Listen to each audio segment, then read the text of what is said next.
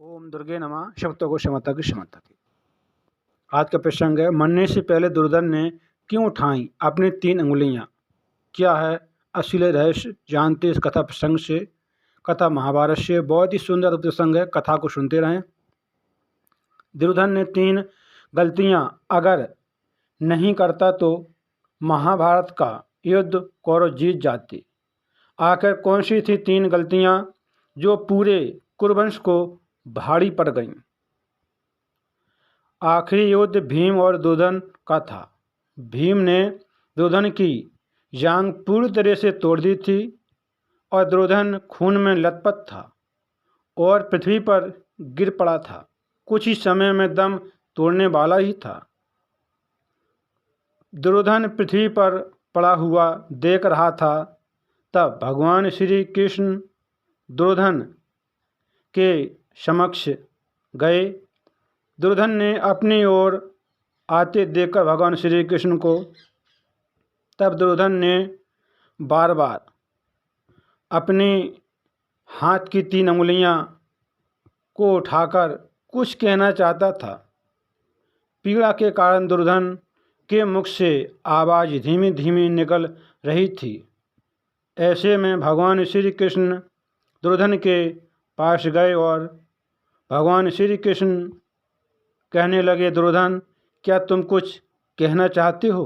तब दुर्योधन कहने लगा, मैंने महाभारत के युद्ध के दौरान 3 गलतियां की थी। इन्हीं गलतियों के कारण वह महाभारत का युद्ध नहीं जीत सका और उसका यह हाल हुआ है। यदि पहले वह गलतियों को पहचान लेता तो आज जीत कौरवों की होती और महाभारत का युद्ध एक अलग ही निष्कर्ष को निकलता। तब भगवान श्री कृष्ण ने दुर्योधन की गलतियों के बारे में पूछा। तब दुर्योधन बोला, मेरी पहली गलती थी। दुर्योधन ने भगवान श्री कृष्ण की नारायणी सेना को चुना था। तब भगवान श्री कृष्ण ने कहा था, अर्जुन और दुर्योधन तुम दोनों को क्या चुनना है।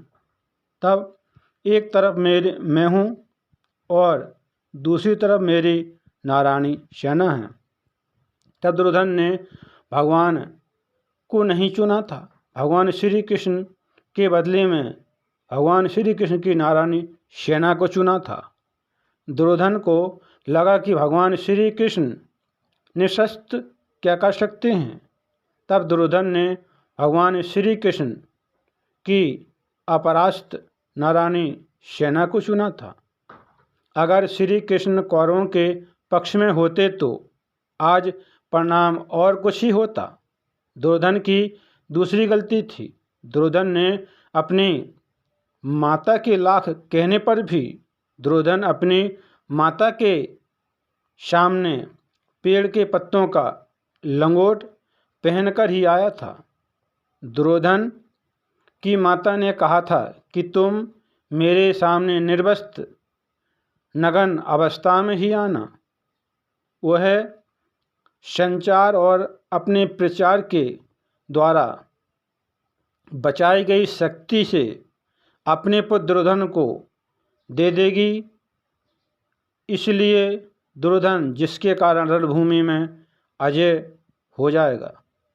यहाँ पर भी भगवान श्री कृष्ण की लीला ही थी, जिसके कारण दुर्योधन को लज्जित होकर पत्ते लपेटकर जाना पड़ा और इस वजह से जांग और गुप्त अंग शक्तिहीन हो गए थे और इसी वजह से दुर्योधन परास्त भी हुआ था। तीसरी गलती और अंतिम गलती थी, दुर्योधन ने युद्ध में आखिर में जाने की भूल की थी। दुर्योधन यदि युद्ध में पहले जाता तो दुर्योधन कई बातों को समझ सकता था। शायद उसके भाई और मित्रों की जान नहीं जाती। उसे ये पहले ही पता चल जाता कि शुरू से लेकर अंत तक अश्वत्थामा को ही सेनापति बनाना था, लेकिन दुर्योधन ने ऐसा नहीं किया। अगर वो युद्ध भूमि में पहले ही उतर जाता तो सबसे आगे रहता। वो यह जान पाता कि आखिर कौन सा योद्धा कहाँ सही रहेगा, कहाँ पर किस योद्धा पर भारी पड़ सकता है। भगवान श्री कृष्ण ने दुर्योधन की सारी बातें ध्यान से सुनी और फिर भगवान श्री कृष्ण ने कहा, दुर्योधन, तुम्हारी हार का मुख्य कारण तुम्हारा अधर्मी व्यवहार और अपने ही कुलवधू का वस्त्र हरण करवाना था। तुमने तो स्वयं ही अपने कर्मों से अपना भाग लिखा है। भगवान श्री कृष्ण का कहना था कि तुम अपनी 3 गलतियों से युद्ध नहीं हारे हो, बल्कि तुम अधर्मी हो, इसलिए युद्ध हारे हो। तुम अपने ही कुलवधू का वस्त्र हरण करवा रहे थे, तुम पांडवों को नीच दिखा रहे थे, तुम्हें सिर्फ तुम्हारा अहंकार लेकर डूबा है। हे निर्दयी दुर्योधन। तब दुर्योधन को यह सब सुनकर अपनी गलतियों का एहसास हो गया था। भगवान श्री कृष्ण कभी भी कौरवों का साथ नहीं होते, न ही उनका साथ देते। ऐसा भगवान श्री कृष्ण की लीला ही थी कि दुर्योधन ने उनकी जगह उनकी सेना को मांग लिया था। दूसरी बात तो है कि दुर्योधन का शरीर का वह गुप्त अंग भी यदि वज्र के समान हो जाता तो भी उसे मानने की युक्ति ढूंढ ली जाती, क्योंकि सबसे कठिन तो जयद्रथ को मानना था, फिर भी उसे जयद्रथ को मानना पड़ा। तीसरी बात तो यह है कि यदि दुर्योधन युद्ध में पहले होता या आखिरी में होता, इससे कोई फर्क नहीं पड़ता। अंत में हार तो कौरवों की ही होनी थी, क्योंकि पूर्व कुरुवंश कौरव अधर्मी थे। कर्ण सहित सभी कौरव पक्ष के लोग अधर्मी थे। कर्ण ने भी भरी सभा में द्रौपदी का अपमान किया था और कर्ण ने भी कोई कम पाप नहीं किए थे। कौरव पक्ष में गुरु द्रोणाचार्य और भीष्म पितामह जैसे ज्ञानी ध्यानी कई महारथी थे, फिर भी उनके कौरवों के पक्ष को अधर्मी कहा गया है। ऐसा क्यों? दरअसल में जो सत्य का साथ देता है उसे धर्मी और जो असत्य का साथ देता है उसे अधर्मी कहा जाता है। भीष्म पितामह निश्चय ही विद्वान थे, लेकिन उन्होंने धर्म का साथ न देकर वचनबद्ध होने के कारण सिर्फ सिंहासन का साथ दिया था। भीष्म ने अंबिका और अम्बालिका की भावनाओं को कुचलकर जो कार्य किया था वह अमानवीय है, वह गलत है। भरी सभा में जब द्रौपदी को निर्वस्त्र किया जा रहा था तो भीष्म चुप बैठे थे। भीष्म ने जानते हुए भी दुर्योधन और शकुनी के अनैतिक और छलपूर्ण खेल को चलने दिया था। भीष्म ने तो कई अपराध किए थे।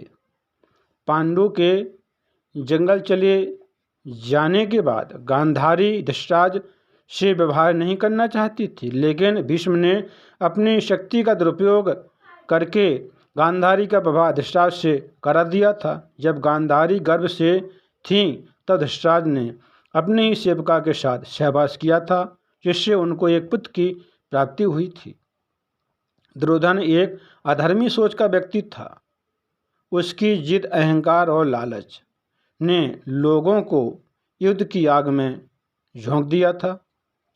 इसलिए दुर्योधन महाभारत का खलनायक कहा जाता है। दुर्योधन ने काम पीड़ित होकर कुंवारी कन्याओं का अपहरण किया था।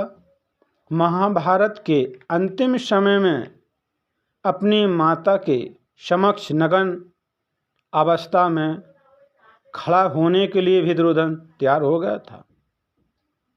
महाभारत में दुर्योधन के अनाचार और अत्याचार के किस्से भरे पड़े हैं। पांडवों को बिना किसी अपराध के दुर्योधन ने ही तो जलाकर मारने की योजना को मंजूरी दी थी। कथा महाभारत से थी। दुर्योधन अपनी 3 गलतियों से नहीं, महाभारत के द्वारा दुर्योधन अत्याचारी, अहंकारी और अधर्मी था। इसलिए दुर्योधन महाभारत के द्वारा और उसकी पराजय हुई और उसकी मृत्यु हुई। कथा को सुनते रहें, कथा बहुत ही सुंदर अद्भुत थी। कथा को सुनते रहें, काम करते रहें, मैया का नाम जपते रहें, शक्तों को समन्ता के समन्ता के समन्ता के।